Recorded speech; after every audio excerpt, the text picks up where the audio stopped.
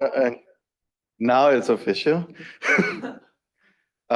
So I'd like to start with a land acknowledgement. The Field Museum acknowledges it resides within the traditional homelands of multiple indigenous peoples, including the Three Fires Confederacy, Ojibwe, Ottawa, and Potawatomi, and also the Miamia, Inoka, Ho-Chunk, and Menominee. The museum recognizes its great and is grateful for the original peoples who laid the foundation for the city of Chicago and for the diverse indigenous nations that reside in Chicago today. Our speaker today is Dr. Rudolf Meier, professor for integrative biodiversity discovery at the Museum für Naturkunde Leibniz Institute for Evolution and Biodiversity Science in Berlin, where he heads the Center for Integrative Biodiversity Discovery and holds a dual appointment with at Humboldt University. Before I go into more details, we're really thankful that Rudolf is here with us today because the world didn't want this to happen. There was a canceled flight, misplaced bag yet to be found, and or it was found, it's just not here. But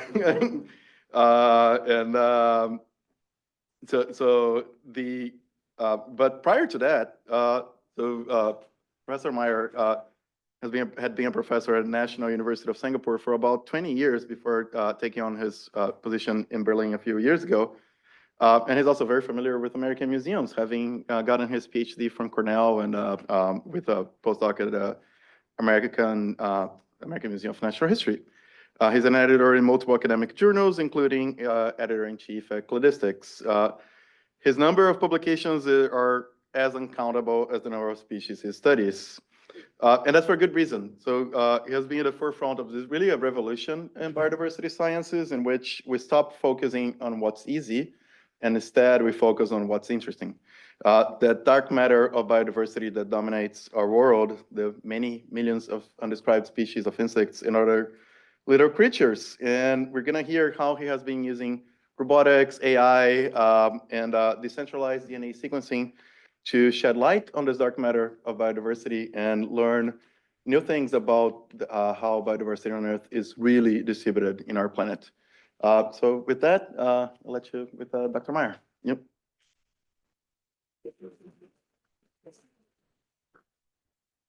Yes, and thank you very much for the invitation. Yes, it was probably one of the most torturous trips that I've taken in a while, but it gave me a good excuse for being very casual today. Okay, I want to start with thinking back in the 1990s when I started working on biodiversity. And I have to say, in 1990s, everybody was telling me, don't study biodiversity because it's an ivory tower discipline for biologists out of touch with modernity. And everything, of course, at that point was analog. Now we forward 30 years, and in 2020, all of a sudden, everybody's interested in biodiversity because biodiversity loss threatens planetary health and society. Now, is it only biologists saying that? I mean, normally when a biologist say that their field is really important, you have to be very concerned because, of course, we have like a biased opinion on the matter.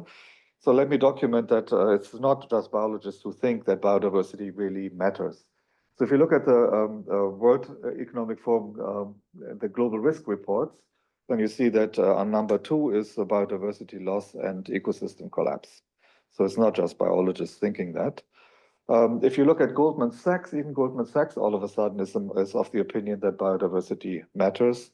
So are the insurance giants, places like Swiss Re or Allianz. They all are now caring about biodiversity. But is society really interested in ivory tower biodiversity? So ivory tower biodiversity is what I define as what we used to do in the 1990s. And what we will find out that there are some different interests between the biologists studying biodiversity and what society probably wants at this point. And the first indication for that is that Forbes issued this report that ugly species deserve biodiversity protection too. So that points to something that's quite normal. So when we have basic research being done and later on basic research becomes relevant, much more relevant 20, 30 years later, it's usually not a one-to-one match. So if you look at ivory tower taxon biases that were developed over the last 250 years, then we tend to look at things that are pretty. We tend to look at things that, or we tend to study in the past, things that are pretty large. We tend to look at things that are diurnal because we are diurnal, so it's easier for us to study other things that are diurnal. We like to look at things that are pretty endangered from a point of view of ecosystem function, probably not the first priority. Pretty impressive on the tree of life. So if you don't know what to do with your life, you do a phylogenetic tree and put your species on it. We like to do things that are pretty manageable taxonomically. So we don't like to look at genera that have tons of species and tons of specimens. That's the safest way of not getting a job after you have done your PhD. So pretty unusual is what we're looking at. But now if you take the point of view of what is important in terms of biodiversity loss and understanding ecosystems, we shouldn't be looking at unusual things. So what's missing is pretty important, even when ugly. So how bad is the data loss or the data gap for the uglies? So if you're looking at the Global Biodiversity Information Facility as a first indication of how bad it is, then it turns out that most of the data in the Global Biodiversity Information Facility is about birds. So it's really the Global Bird Information Facility. So there's about 2 billion records, and about 2/3 or so are for birds. This was 2023. So if you look at the 22-25 update, we can say that it's quite impressive that 500 million new records have been added. But of the 2.5 billion records, 2 billion are still for birds. For insects, we have about 238 million, of which 42 million are for the 20,000 species of butterflies. The top 10 bird records have 230 million occurrence points. So we need a new field, which is ugly zoology. We'll have to rename it later on, otherwise we'll never get it funded. Because the world looks a bit different. So if you look at terrestrial animal biodiversity, and we just look at biomass, then the world looks a bit like this. It's mostly arthropods and earthworms, then the things that we eat or drink, then comes us, and the things that have all the data are, from a biomass point of view, not terribly important. And of course, it's similar when we look at species diversity, except for now the arthropods are really dominant. Annelids are less important. Nematodes are, of course, more important, but wild birds are still not terribly relevant. So I'm not arguing against bird research here. Birds have the right kind of data. The rest doesn't. So that's what really needs to be addressed. Arthropods are clearly about priority, but not all arthropods are a priority, because we already saw that we had butterflies getting quite a lot of information, which is good. Not complaining about getting information on butterflies, I'm complaining about not getting information on the other insects. So we need to figure out which groups of insects really need more attention. And one way to do that is to look at how ecologists are also are monitoring insect biodiversity. And they tend to do this with Malaise traps. So these are the Malaise traps. So it looks like a tent. Specimens are flying against a central wall, and then they are walking up until they fall into a collection bottle.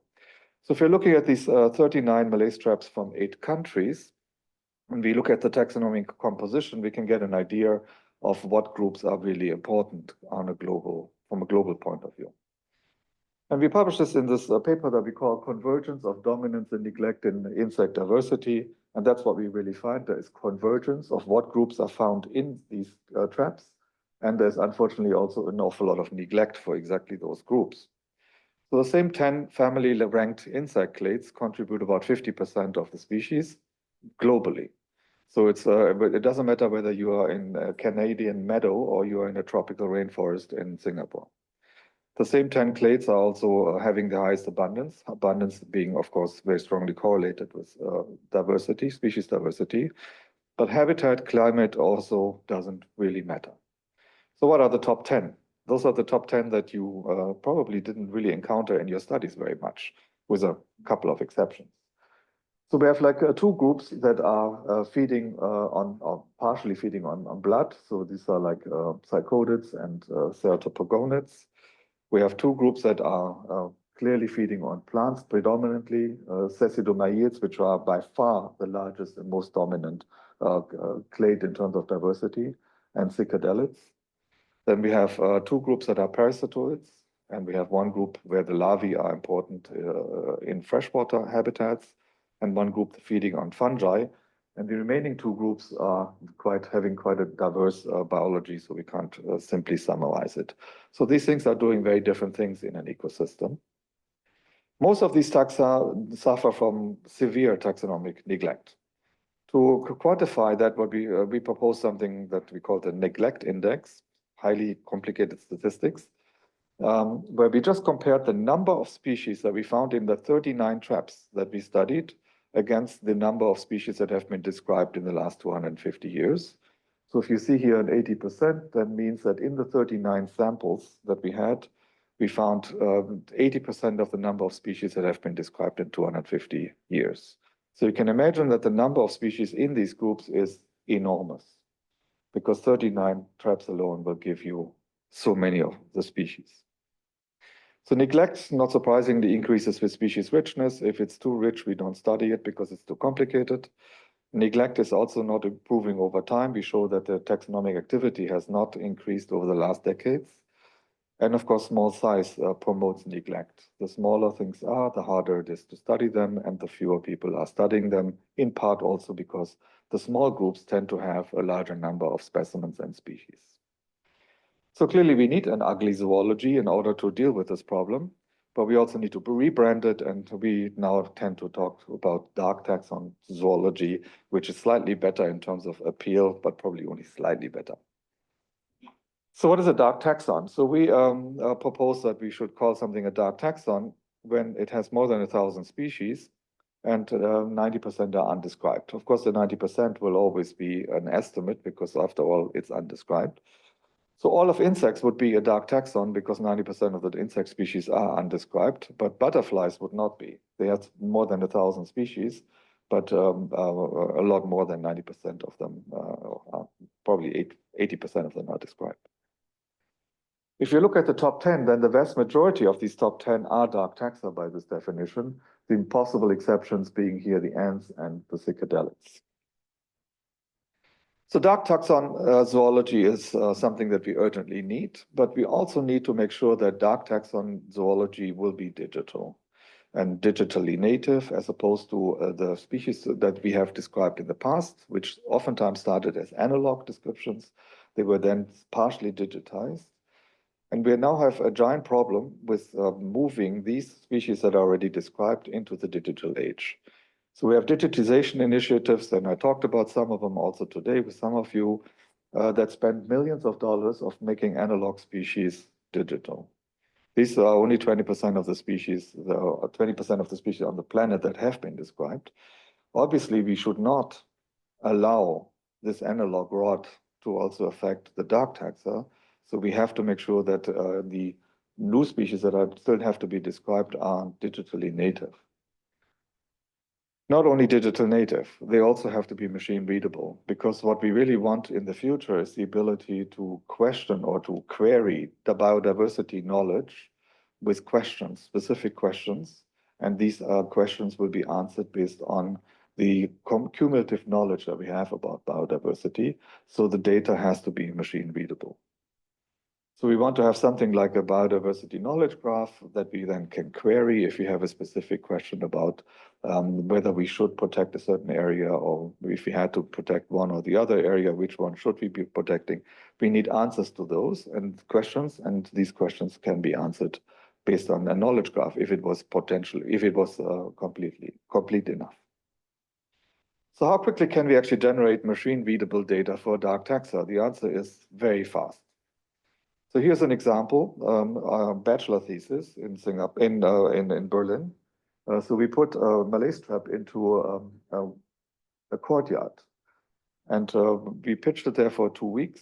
It was a wonderful habitat, as you can tell, right next to a parked car that had been provisionally covered with, I don't know, looks like a trash bag. Within 2 weeks, we collected almost 6,000 specimens, and they belong to about 750 species. So how fast can we produce machine readable data? Well, in this bachelor thesis, we could produce 6,000 data points, 6,000 individuals that are all associated with metadata, complete metadata, and associated with a barcode and a preliminary estimate of the number of species. Some of the species could be also identified. Now, obviously, We don't want to be running thousands and thousands of bachelor theses in the future. So for that reason, we need to speed the whole thing up. And I think in the future, these kind of samples should be really analyzed like we analyze libraries. So in a library, we take the books, then we put them into scanners, automatic scanners. The scanners are then using the information that is being scanned for OCR, and then we know what was written in those books, and we can also query what was the information in a book. So you should think about this kind of sample as being a library. Each one of the specimens is telling you part of the story about the habitat. We just need to find ways of actually getting to these stories. And that would happen if we were able to identify specimens based on images and we knew something about the biology of the specimens. So this is what we're trying to get to in Berlin. So we want to build something that I call the Biodiversity Knowledge Factory because it makes it sound very hot, and then somebody may maybe give me some money to do this. Fortunately, we have some decent seed money to get going. So in the core of the knowledge factory is really knowing species. And we do not want to do a species description based on barcodes only or based on morphology only, but based on two types of data, so integrative taxonomy. Here, ultimately, we want all the common species to be identifiable with AI. And in order to do this at scale, we will have to generate a lot of data. And the data has to be generated more semi-automatically in order to speed up the whole process of getting species delimited, but also described. So we have two different elements. One is like an imaging element, and then we have the barcoding elements, and both of them are heavily automated. Now, ultimately, we want to get rid of sequencing. Sequencing is tedious and expensive, and we want to have many more of these identifications being done based on AI algorithms, which are faster and cheaper. And that's the condition for then understanding diversity really holistically, instead of having our understanding of diversity being centered only on a few taxa. So let me show you some of the tools that we use in order to get there. The first thing that I want to show you is the diversity scanner, which is a robot that finds small insects. So we focus here on small insects because that's where most of the diversity is. That finds insects in a sample, it images each specimen, it measures the specimen, and also prepares this for DNA barcoding.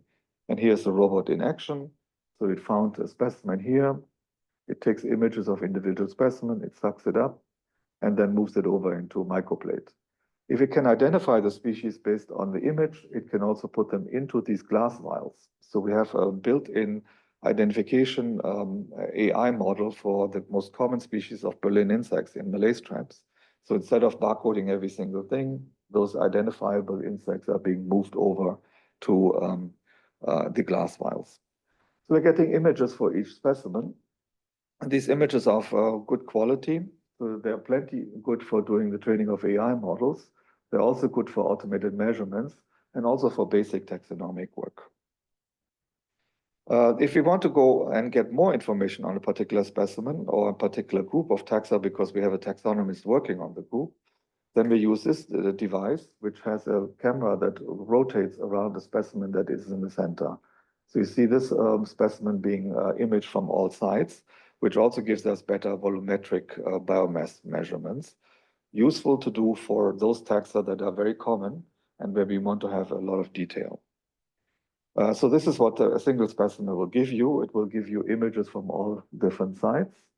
Also very important later on when I talk about getting measurement data for specimens based on segmentation models. Another device that we can use for this purpose is sound waves that are being generated by this machine. And it allows smaller specimens to hover in the air. And then you can use the sound waves to move them at a defined angle. And then you can put a camera in front of it. And by putting a camera in front, you can then use an SLR camera to take lots of images. And again, this can be used for doing 3D models.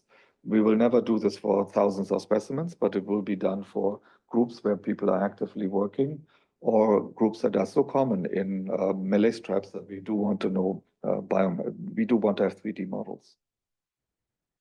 Now, when we do all this imaging and also all this barcoding, where does the data go? So we want digitally native species. And what we have developed together with Zenodo and Platzi, an upload that sends the data automatically to Zenodo, which is the open access database of CERN. So for each specimen, it generates a single entry, a physical object. This physical object is then populated with image data. When we barcode later on, the barcode will also go in. If you want to later on then do genomic work on the same specimen, also the genomic data will be on that particular, in that physical object entry in Zenodo. So that's machine readable if we do it this way. Now we can also immediately try to identify it. So this is what we see in this software here, so which is part of the entomoscope diversity scanner ecosystem. So when it identifies it, we can then also immediately get an identification added into the physical object. So we're starting to see how the data is starting to evolve digitally. We start with a sampling event. The bulk sample itself is a physical object in Zenodo. The individual specimens belonging to this bulk sample are a physical object. And now we're starting to gather information on each individual specimen. And that is the first step towards building a biodiversity knowledge graph. A second very important part, and on a practical side, is still much more important than the diversity scanner, is nanopore sequencing or barcoding of individual specimens. So that is something we developed a few years ago. So we're using nanopore sequencers that can be very, very small and can be allows us to do decentralized barcoding. So the old model of barcoding was everything gets sent to Canada and then it stays in Canada. But that's completely unnecessary because barcoding is a fairly simple process that can be done in just about any lab. And these Oxford Nanopore sequences really allow you to decentralize the process because the capital cost for these sequences is so low that you can have them also in schools. So we call the process mega barcoding. It's simplified, fast, and robust techniques for getting specimen-based barcoding done. And our cost per specimen is 10 cents. So this is no longer a limiting factor. Because Oxford Nanopore has live sequencing, you can even match the real-time sequencing with real-time barcoding. This is something you would do also in an exhibition where you see the reads coming in. Here's the number of reads that are being demultiplexed, the number of reads that are being used for producing the barcodes that come out of here. So in the end, we have about 140 barcodes for a fungal flow cell that costs $90. So the process really isn't very expensive. So we are building more of our knowledge web here. So we have the individual specimen now having images and also having DNA barcodes. Now we have two types of data. So we need to get these two types of data integrated in order to delimit species. So how do we do that? Well, before we do that, we have to overcome a major problem, what I call the data conundrum. If you look at taxonomy, then in the last 250 years, we have managed to describe about 20% of the diversity, based mostly on morphology. Now, that wasn't fast enough because we really want to get the other 80% done too. So if we now want to switch from one data type to two data types, then we have a problem because we get even slower unless we manage to find ways of gathering the data and analyzing the data much faster than we analyzed morphology data in the past. So to resolve the conundrum, we need to collect and analyze data semi-automatically. And then the role of the taxonomist will be quite different from what it is right now. It lets things are happening in the background, and then the systems are saying, I think this is a species, I think this is a species, I think this is a species. And that is then being tested by the taxonomist with his specialized knowledge, but no longer doing morphospecies pre-sorting or being involved in the genetic work. So right now, the process starts with doing DNA barcoding and then sorting specimens to putative species using DNA barcodes. And then we check these putative species by using morphology, but we're not acquiring morphological information for every specimen. Instead, we're using haplotype information from here to sample the haplotypes to see whether what looks like a species based on barcodes is really also a species. So the process is like this. We start with genetic data. We visualize the barcode data. This is not a tree. It's just a visualization. So we have the individual specimens here. Then we have genetic distances being displayed here. And then we subsample this to figure out whether what looks like a species based on genetic distance, like here or this here, is really a species based on morphology, but not looking at every single specimen. So here's an example. So how many species would this be? Well, at first we see there's 4.49% difference between these two different groups here. That would imply that it's probably two different species. Here would be the first species, here would be the second species, and we would double check that by doing morphology checks. So it looks like two normal species. But if we do the morphology check and we find out that morphologically these are all identical, then it could also be one species that is just older, because DNA barcodes only give us time of divergence. They're not giving us any kind of information on speciation, just time of divergence. Or it could be like this, where it looks like there's one normal species, this one, and then two young species that recently diverged. All these three hypotheses are consistent with the data suggested by the DNA barcodes. So DNA barcodes proposes hypothesis, then we go in with morphology and check. And in this case, we may find that this is the right solution, then we would have two different species, because for us, integrated species delimitation is find the point of congruence. When we find the point of congruence, we consider that the species. Hypothesis comes from the barcode, confirmation of what level do we have species comes from morphology. So that implements also what we know about species. Species are not of the same age. So if barcodes are only measuring time of divergence, we cannot have one threshold in a barcode distance give us all the species. It's like logically inconsistent. So when do we actually have to come to the conclusion that we need more data? Well, that happens when all barcode hypotheses are in disagreement with morphology. So that could happen if we find morphologically this thing is identical, these two different things are identical, and this is different. Under those circumstances, there is no point of congruence between barcodes and morphology, and under those circumstances, we need a third data source. Now, one of the underappreciated problems with doing this is how to find the species or find the specimens that need morphological study. Because when we do this kind of work, we're not doing this for 50 specimens. We're doing this at a large scale. So here's our largest data set, 350,000 specimens. So we see a movie here coming through. The whole movie would take 45 minutes if you wanted to look at 350,000 specimens. If you see branching on this side here, it's very likely different species. If it's branching on this side here, it is likely intraspecific variability. If you're in the gray zone, it's something that you would have to check very carefully because the barcode distances are not very clear. So that's 9,000 species coming through. Each of these specimens are in a glass vial. So now you need to find the glass vial that you need in order to double check whether morphology agrees with genetic distances. So here we have co-opted equipment that comes out from biobanking. If you go into any large hospital, you will find biobanking equipment. This particular tool here, which would fit in that corner, can hold 200,000 vials. We use it mostly for sorting, and it works like this. So you have individual vials, each of them has one specimen. They're getting sucked into the system. At the bottom of the vial, there's a QR code.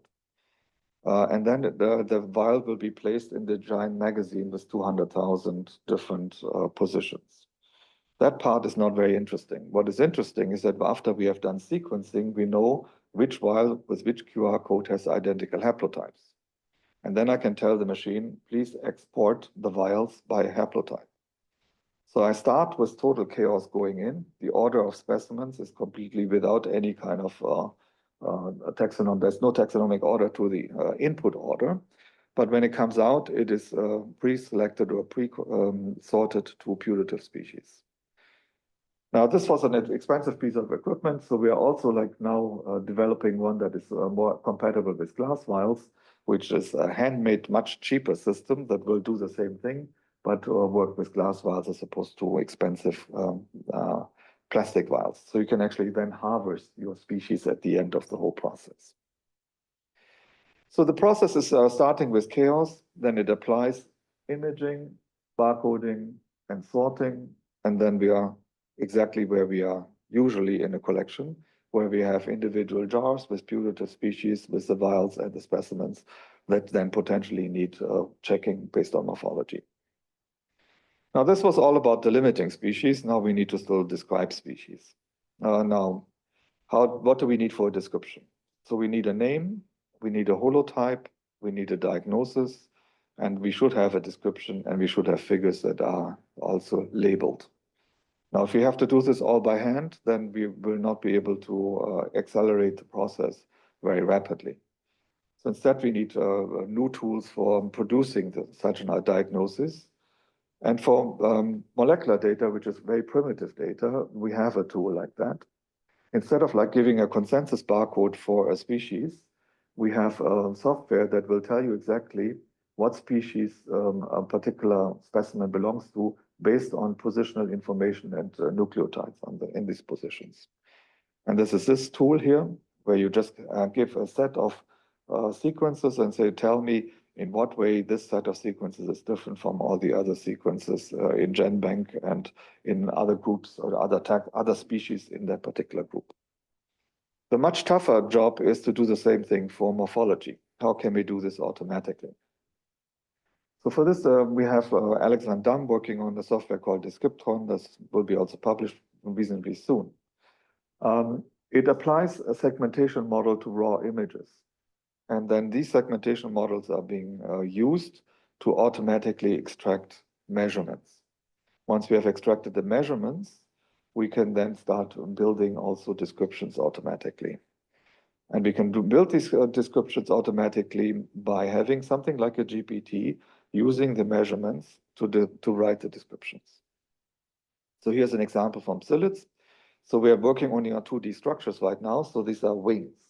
So it's a set of like raw wing images. If you look at an individual image, we would of course like to know the different wing cells, and we would like the different landmarks here where the veins are coming together. And sure enough, we can do this kind of segmentation rather easily in Descriptron. We can do this at large scale and do it very quickly. And we can also get the landmarks being automatically assigned using the software. Once we have all the landmarks, it's very easy to get a huge number of different measurements. Right now, we're doing this for wings, but you remember we had this tool for making images from multiple sides of the same specimen. If we do that and we know the angle between the different views, we can use segmentation models to find homologous landmarks and use triangulation and measure the length of a leg or measure the length of a tibia. So these these measurements will not only be available for 2D structures, but also for 3D structures. So we're starting to build our knowledge graphs also for individual specimens, images, DNA barcodes, traits, and measurements are automatically made. And then if you have a bunch of specimens that have their own knowledge graphs and they are partially overlapping, for example, based on haplotypes, we can get something like a species, which is like a knowledge graph for the species based on 3 different specimens. Now, if I want to get a description out of that, I need to know what should be in the description. And I can do that by defining questions. Is the general shape of the forewing broad or narrow? So now I want the GPT to answer that question. How does it answer that question? It goes to the knowledge graph and then propose an answer, and that answer becomes part of the description. As a matter of fact, it's possible that in the future we won't have descriptions, but we have knowledge graphs. And instead of like in a description trying to find a description of a wing, you just ask that knowledge graph, what does a wing look like? And this is like one of these descriptions that is automatically produced by Descriptron, and it gives the morphological measurements and also the text. Sounds too good to be true. Yes, at this point, this is not functional. It's working for 2D structures. We still see hallucinations coming from the GPTs. But I do think that that can be controlled once we go away from measurement tables to knowledge graphs, because then the relation between the different measurements is more clearly defined, which it wasn't at this point. But we know quite well where we need to head in order to get fully automated descriptions. Now, these automated descriptions will be made after a taxonomist has agreed to the delimitation of the species, because then we know what specimen belongs to the same species, but then the process becomes automated.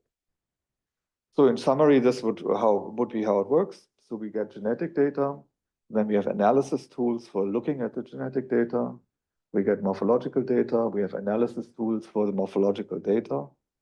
And then in the end, we have like very data-rich specimens and also species that are then a foundation for digitally native species. But there are 30 million undescribed species. So is this still realistic or is it just a pipe dream? The answer is a mixture of both. It's a pipe dream and it is somewhat realistic because we have one big advantage. Nature is helping us a little bit, and I call that the rank abundance distribution. It's a great helper for triage.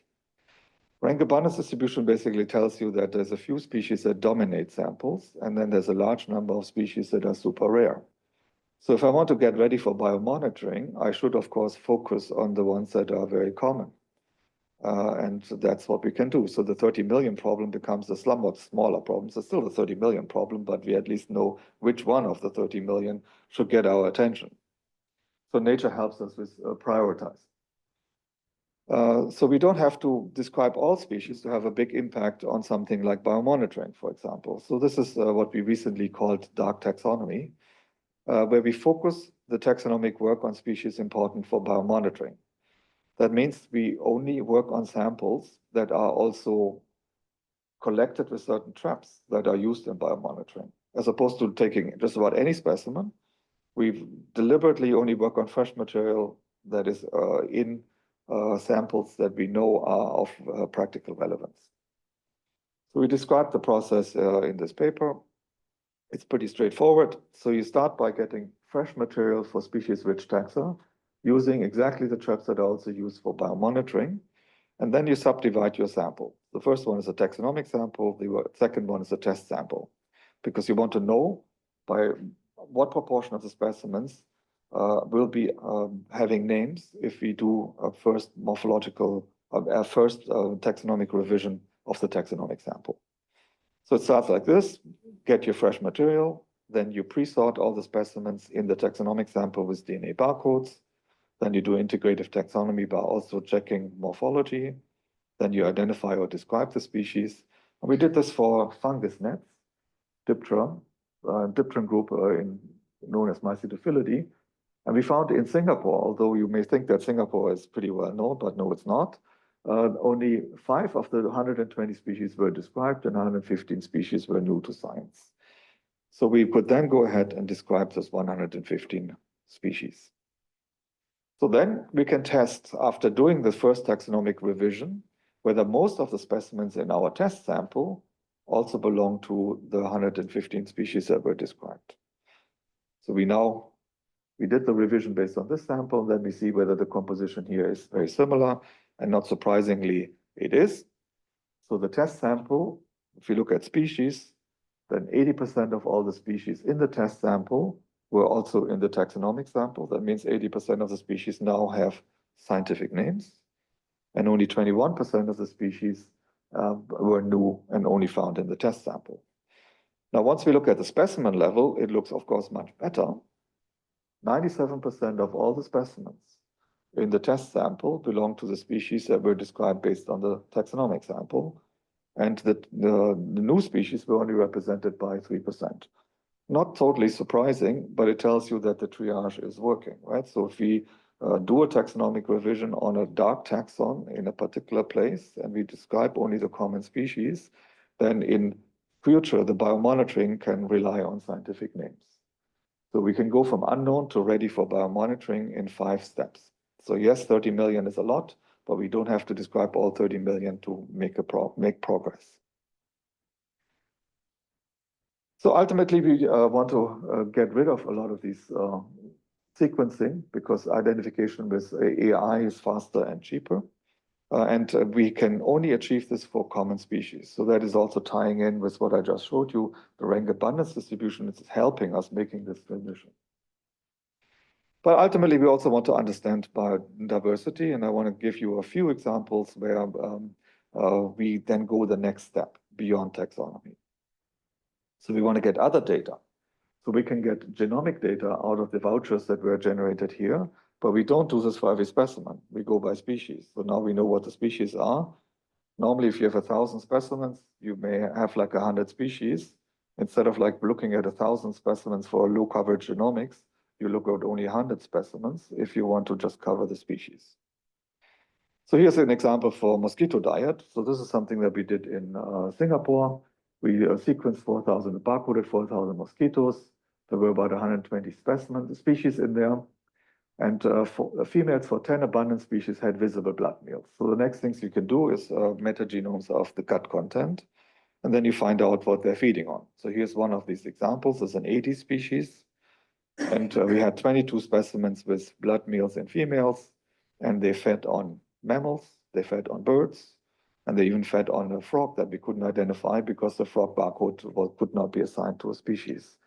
So that's the kind of 80 species you really don't want to see because it has a very high potential as an agent transmitting viruses between distantly related hosts and eventually maybe also transmitting it into a human.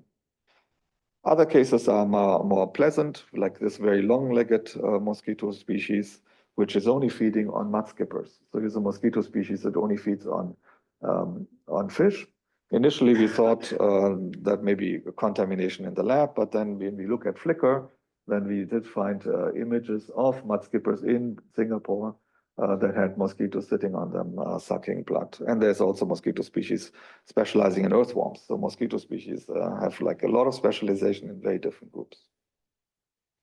In other cases, it's very simple to find out a lot more about species by just barcoding different stages, larval stages and adult stages. We did this for Singapore's odonates.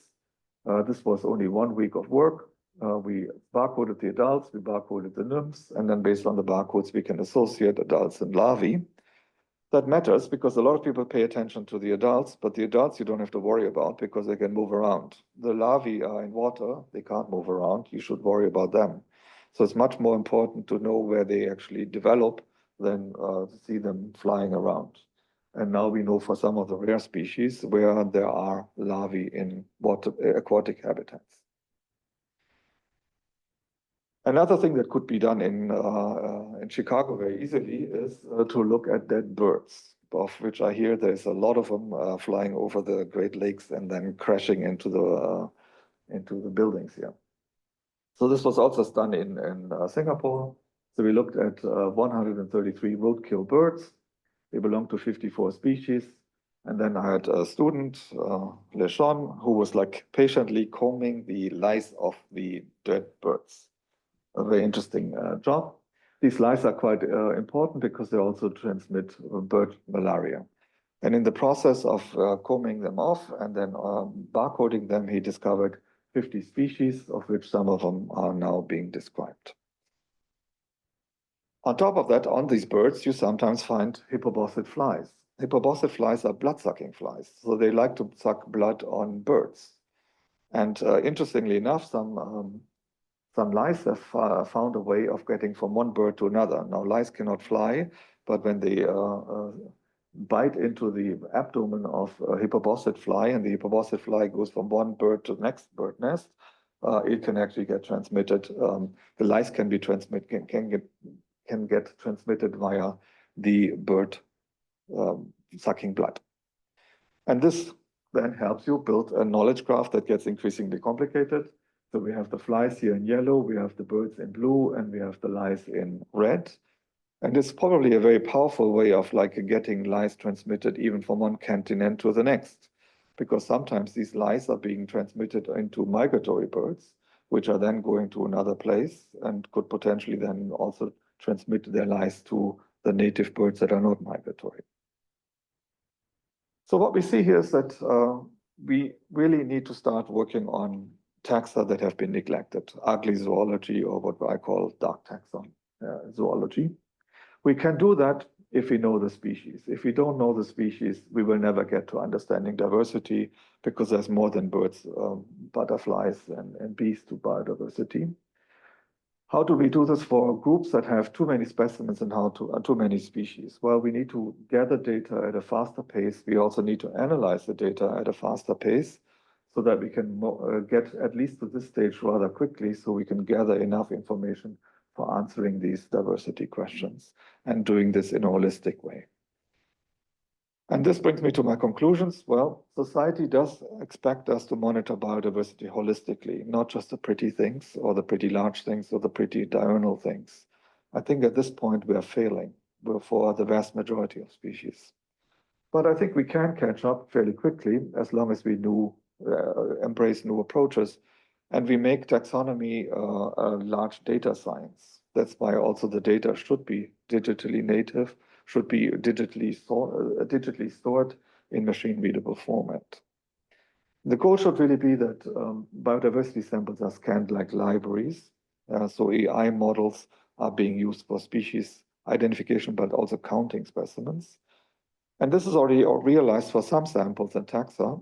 This is how we saw the increase in occurrence records in GBIF from 2 billion to 2.5 billion.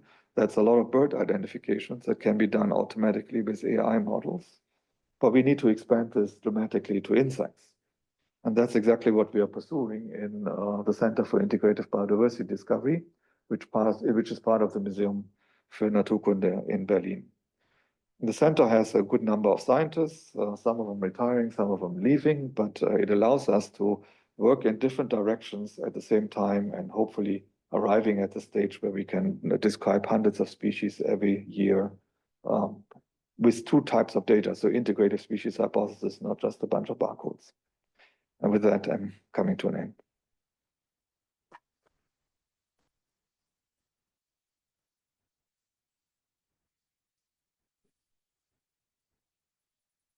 Okay, so now I have some time for questions. I think Todd covered. I also have a microphone here for whoever the question.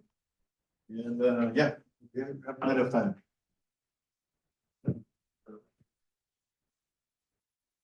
Yeah, thank you for a fascinating talk. That was amazing. A quick technical question. This robot that sucks up to the individual insects, how are the individuals dispersed? Is this automated? How do you prevent multiples to be sampled? So the diversity scanner has two cameras. One is an overview camera. The second one is an individual specimen camera. The overview camera measures the distances between individual specimens and then directs the second camera and the pipette only to specimens that are far enough from each other that they can be individually processed. Every time a specimen is sucked out, some alcohol is being sucked out of the dish. So the alcohol has to also be replenished. And one thing that the engineers have not done, but I keep telling them, is that they should replenish the alcohol on the clumps of specimens. By doing that, they will disperse then the clumps of specimens and make sure that they are far enough apart from each other that they can also become available for individual imaging and transfer.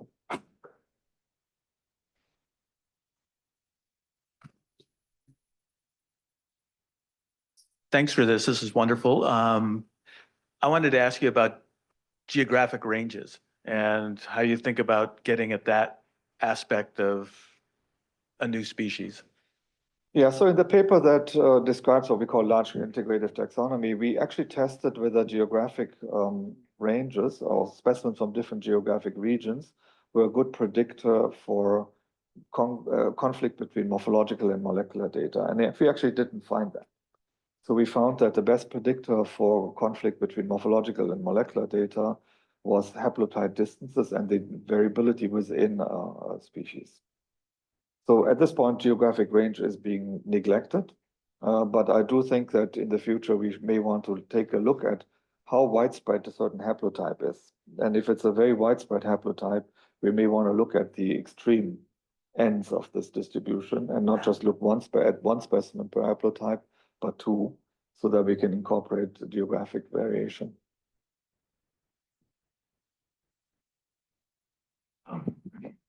Yes, thanks for the talk. I had a question in terms of, you had I think 9 or 12 locations around the globe. Mm. You did some Malays trapping. Is that generally the basis of your work in Berlin or? No. So I mean, the analysis of what taxonomic groups are dominant is based on those 39 samples. 39, right? But we yeah. have since done a follow-up that has 120 samples from more countries. And the top 10 changed in two regards. Ants fell out, and now Berconets go in, and Mycetophilids went in, and there was a second group that fell out. But yeah. basically, by and large, the top 10 are very, very stable. And we have tested it again now with a lot more samples. Yeah. Now, the stuff that we do in Berlin is very much to emphasize that even in our own neighborhood, we do not know what insects occur. Right. So right, the right. day-to-day work that we do is very much in Berlin. But we have a lot of foreign scientists coming to us to learn the techniques, and I generally encourage them to bring their own samples, and then they work on their own samples, and then we do. Fascinating. Yeah. So my idea is that we should be working a lot more on the local fauna, on those parts of the local fauna that are extremely poorly understood. So in terms of your little location I don't know, you showed the one in Singapore, was it? Yeah, that was before I moved to Berlin. That was like in. So that's a 2-week Malays sample? Generally, they're 2-week Malay strap samples. And this is some type of 70% ethanol basically in the trap? Yeah, or? so there are two different ways you can do that. You can either put 100% ethanol, especially in Singapore, you would put 100% ethanol because it draws a lot of moisture. Sure. And the more specimens fall in, the more you dilute the alcohol. So if you want to be at 80% at the end, you want to start with a higher percentage. But in Berlin, you can also start with 80% ethanol that has the benefit of not making the specimen so brittle. So it depends a little bit on where you are. Yeah. So, yeah, I'd like to talk with you maybe later today or sometime. I just found out about it, but I have some specific questions about my own collections. I happen to be in Germany at the moment, so. Yeah, thanks. Bruno is my master. He knows my time. I'm sorry, I have to go to, okay. Well, I mean, yeah, I'm kind of late to the game here. So Margaret has also. Oh, I'm sorry, I was gonna kick that over. I'm sorry.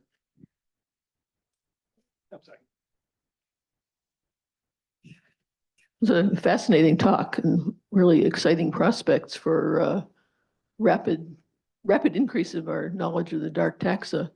One thing that strikes me about the entire premise, I guess, is that in talking about, I mean, I think you have been careful to emphasize that you're talking about the stuff you collect in Malays traps, but basically you're missing beetles because beetles mostly don't get caught in Malays traps.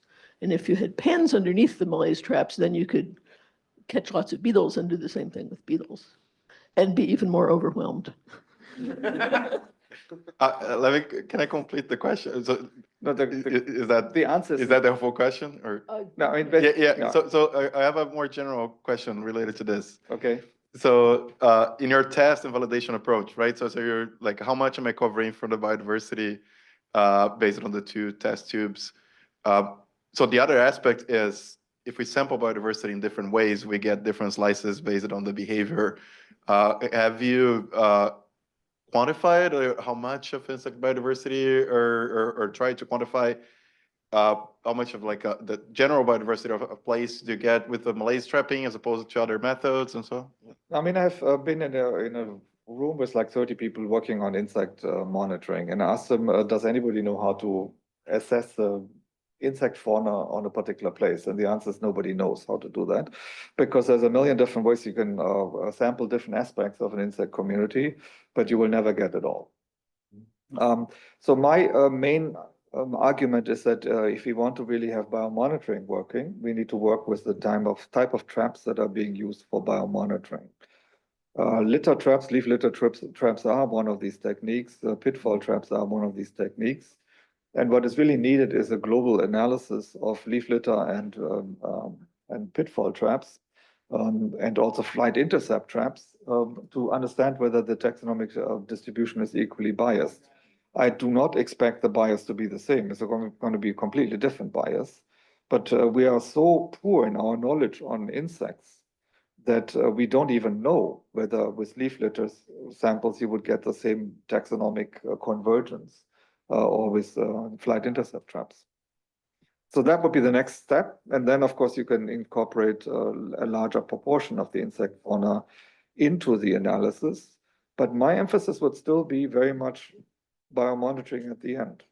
You know, I can do taxonomic work that is not relevant to anyone, or I can do taxonomic work that is relevant to a specific community that is doing important work.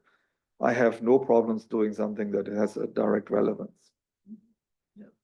Yeah, based on years of experience that Al Newton and I have had sampling in primarily temperate habitats, the two best ways, we focus on staphylinid beetles, and the two best ways to collect them in many different habitats are flight intercept traps and sifting litter samples. And then you get, a few would show up in malaise traps, or a few that come to pitfall traps. That's not really a good method for staffs. Yeah, Although it's very good for some other things. And baited traps. Yeah. And so, so you definitely get different profiles of insects, and we see that in related families that we pay attention to as well. Very different profiles of the taxonomic makeup depending on what technique you're using. Yeah. So we know malaise traps are terrible for beetles. Yeah. But again, I would really like to know whether leaf litter has taxonomic convergence worldwide. We don't really know. There's in our experience, there's a fair bit between and paying attention only to beetles and primarily staphylinoids.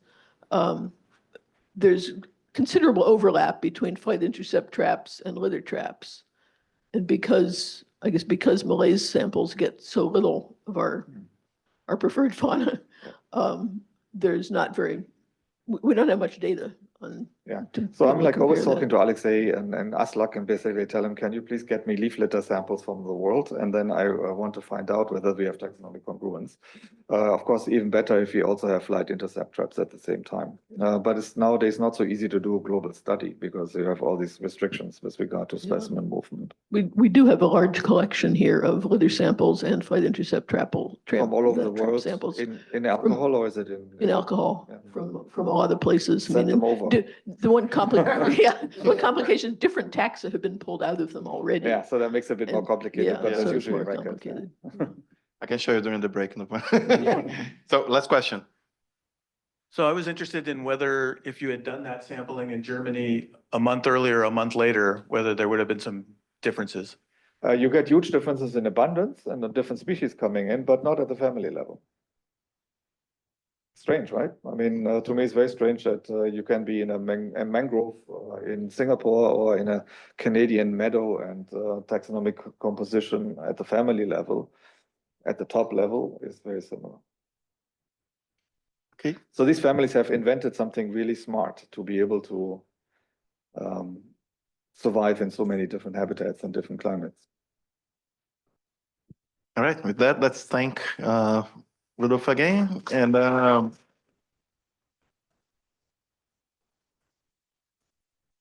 right, and yeah, let's go.